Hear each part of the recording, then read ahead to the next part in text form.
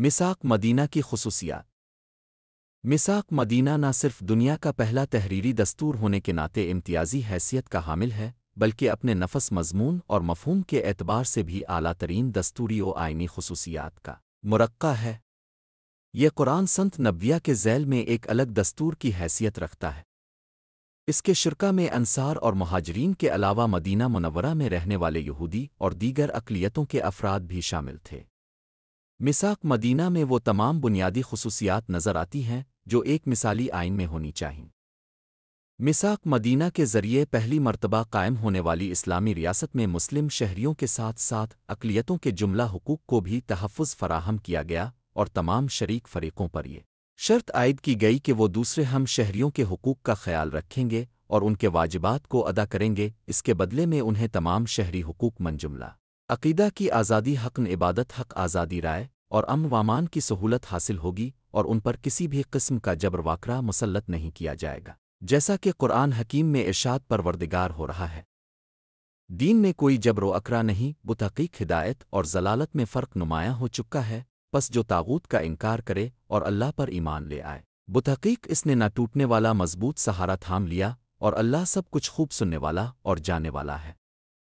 یہ اسلامی ریاست کا پہلا دستور تھا جو اسلامی دارالحکومت مدینہ منورہ کے حدود 4 میں نافذ کیا گیا۔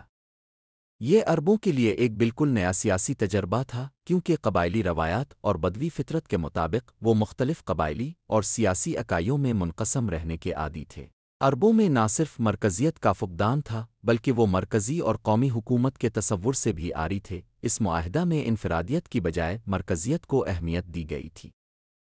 یہ معاہدہ اور دستور سیاسی، اقتصادی، اجتماعی اور انتظامی اعتبار سے تمام گزشتہ معاہدوں اور دستوری روایات سے بالکل مختلف تھا، کیونکہ اسے لسانی، قومی، قبائلی اور مذہبی تعصب کی بجائے انسانی، اجتماعی اور اخلاقی بنیادوں پر مرتب کیا گیا تھا۔ اس میں انسانی بھائی چارہ کو بہت بڑی اہمیت دی گئی تھی۔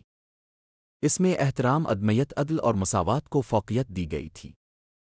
اس میں معاشرہ کے ہر فرد کو اس کے عقیدہ، نسل اور علاقائی تعلق سے قطع نظر ایک ریاست کے شہری ہونے اور انسانی معاشرہ کا ایک فرد ہونے کے لحاظ سے دیکھا گیا تھا، اور اس میں اختلافات کو ترجیح دینے کی بجائے مشترکات کو اہمیت دی گئی تھی، جس کے نتیجے میں نتیجتاً صدیوں سے اختلافات اور تنازعات کے شکار قبائل میں مثالی بھائی چارے کی ایسی مثالی فضا قائم ہو گئی جو رہتی دنیا تمام انسانوں کے لیے نمونہ بن گئی۔ اس میثاق سے پہلے اوس اور خزرج کے قبائل یہودیوں کی سازشوں کی وجہ سے ایک دوسرے کے سخت دشمن تھے، اور یہودی ان کے اختلافات سے فائدہ اٹھا رہے تھے، لیکن اس میثاق کے نتیجہ میں یہودیوں کو اس قسم کی منفی سیاست اور قوموں اور قبائل کے درمیان انتشار پھیلانے اور فساد برپا کرنے سے روکا گیا۔ یوں مدینہ منورہ میں ایک مرکزی حکومت قائم ہو گئی جس میں ہر فرد کو سکون اور امن کے ساتھ زندگی گزارنے کی مکمل آزادی تھی، کسی کو دوسرے سے تعرض کی اجازت نہ تھی۔